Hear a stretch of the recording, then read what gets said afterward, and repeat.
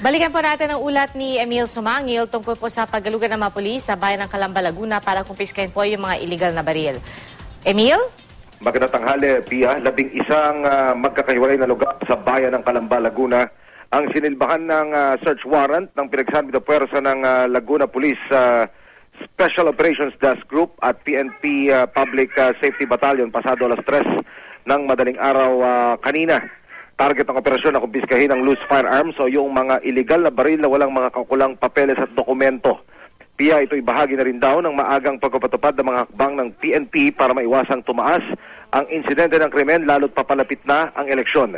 Pia, sa pamamagitan ng 15 search warrant, umaabot sa 38 loose firearms ang narecover ng mga otoridad.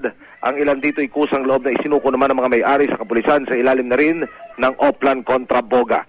Kabilang sa mga armas na nasa kustodiya ngayon ng Laguna PNP ay mga high-powered. Ibig sabihin, Pia, mga klase ng armas na hindi basta-basta maaring ariin ng isang individual kung walang kaukulang permit mula sa PNP Firearms and Explosives Division.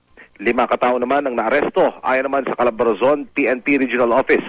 Nasa listahan bilang election hotspot sa probinsya ng Laguna ang mga bayan ng San Pablo, San Pedro, Santa Maria at Pangil. Yan ang pinakasaribang balita. Balik sa Pia. Maraming salamat, Emil Sumangil.